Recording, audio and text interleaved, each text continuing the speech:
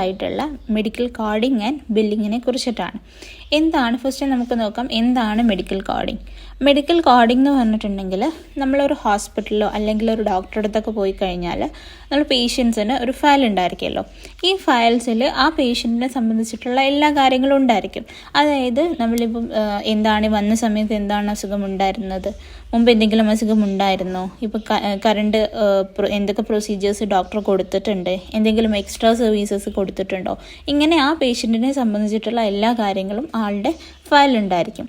ഈ ഫയൽസിലുള്ള കാര്യങ്ങളെ internationally അംഗീകരിച്ചിട്ടുള്ള alpha numeric കോഡ്സിലോട്ട് convert ചെയ്യുന്നതാണ് മെഡിക്കൽ കോഡിംഗ് എന്ന് പറയുന്നത്.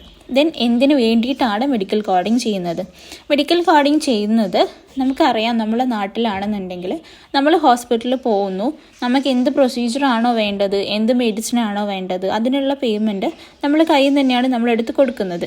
പക്ഷേ ഫോറിൻ കൺട്രീസിലൊക്കെ നോക്കുന്ന സമയത്ത് അവിടെ മെജോറിറ്റി ആൾക്കാർക്കും അവർ വർക്ക് ചെയ്യുന്ന കമ്പനിയുടെയോ അല്ലെങ്കിൽ അവരുടെ റെസിഡൻസിൻ്റെയോ ഒക്കെ ആയിട്ട് ഇൻഷുറൻസ് കാർഡ്സ് ഉണ്ടായിരിക്കും. അപ്പോൾ അവിടെ ഹോസ്പിറ്റൽസിനും ഡോക്ടേഴ്സിനൊക്കെ മെയിനായിട്ട് പേയ്മെൻറ്റ് കിട്ടുന്നത് ഇൻഷുറൻസ് കമ്പനീസ് ത്രൂ ആണ്. അപ്പോൾ നമ്മൾ അവിടെ ഒരു ഇൻഷുറൻസ് കമ്പനിയുടെ കേസ് എടുത്ത് നോക്കിക്കഴിഞ്ഞാൽ അവർക്ക് ഒരുപാട് ഹോസ്പിറ്റൽസിൽ ആയിട്ട് ടൈപ്പ് ഉണ്ടായിരിക്കും.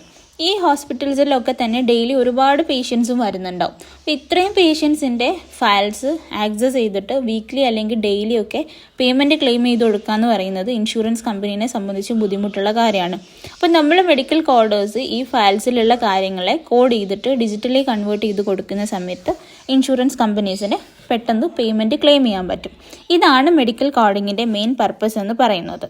ദെൻ നമുക്ക് മെഡിക്കൽ ബില്ലിംഗ് സെക്ഷനിലോട്ട് പോകാൻ വേണ്ടിയിട്ട് നമുക്ക് വേണ്ടത് മെഡിക്കൽ കോഡിങ്ങിൽ പഠിക്കുന്ന സെയിം കാര്യങ്ങളും അതേപോലെ തന്നെ ടൈപ്പിംഗ് സ്പീഡുമാണ് നമ്മൾ മെഡിക്കൽ ബില്ലിംഗ് സെക്ഷനിലോട്ട് പോകാൻ വേണ്ടിയിട്ട് കൺസിഡർ ചെയ്യുന്നത്. അതേപോലെ മെഡിക്കൽ കോഡിങ്ങിൽ നിങ്ങൾക്ക് പഠിക്കാനുള്ളത് 4 പേപ്പേഴ്സാണ്. ഫസ്റ്റ് പേപ്പർ വന്നിട്ട് അനാട്ടമി ആൻഡ് ഫിസിയോളജിയാണ്, ഹ്യൂമൻ ഓർഗൻ സിസ്റ്റം വൈസ് പഠിക്കാനുണ്ട്.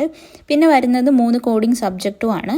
അതിൽ ICD എന്ന് പറയുന്ന ഡിസീസസിൻ്റെ കോഡ്സ് ഉള്ളൊരു സബ്ജക്റ്റ്, ദെൻ CPT എന്ന് പറയുന്ന പ്രൊസീജിയേഴ്സിൻ്റെ കോഡ്സ് ഉള്ളൊരു സബ്ജക്റ്റ്, പിന്നെ ഹിപ്പിക്സ് അല്ലെങ്കിൽ HCPCS എന്ന് പറയുന്ന ഹോസ്പിറ്റൽസ് പ്രൊവൈഡ് ചെയ്യുന്ന എക്സ്ട്രാ സർവീസസിൻ്റെ കോഡ്സ് ഉള്ളൊരു സബ്ജക്റ്റ്. ഇങ്ങനെ 3 കോഡിംഗ് സബ്ജക്റ്റും പ്ലസ് അനാട്ടമി ആൻഡ് ഫിസിയോളജിയാണ് നമുക്ക് മെഡിക്കൽ കോഡിങ്ങിൽ പഠിക്കാനുള്ളത്. ദെൻ നമ്മൾ മെഡിക്കൽ കോഡിങ്ങിൻ്റെ അതോറിറ്റി എന്ന് പറയുമ്പം അമേരിക്കൻ അതോറിറ്റിയാണ് വരുന്നത്. അതായത് AAPC എന്ന് പറയുന്ന American academy of professional coders എന്ന് പറഞ്ഞിട്ടുള്ളൊരു അതോറിറ്റിയാണ് നമുക്ക് മെഡിക്കൽ കോഡിങ്ങിൽ വരുന്നത്. ഈ AAPC പ്രൊവൈഡ് ചെയ്യുന്ന സെയിം കരിക്കുലമാണ് നമ്മൾ ലേൺ ഡിജിറ്റൽ അക്കാദമിയിൽ ഫോളോ ചെയ്ത് വരുന്നത്.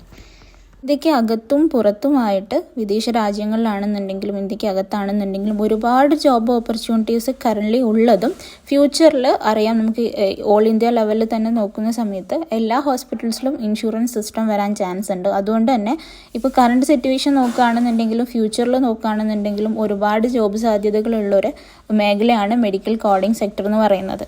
അതുകൊണ്ട് തന്നെ നമ്മൾ പഠിച്ചു കഴിഞ്ഞാൽ ഒരു ഷോർട്ട് പീരീഡിലാണെന്നുണ്ടെങ്കിലും പഠിച്ചു കഴിഞ്ഞാൽ ഒരുപാട് ജോബ് ഓപ്പർച്യൂണിറ്റീസ് ഉള്ളൊരു കോഴ്സാണ് മെഡിക്കൽ കോഡിംഗ്.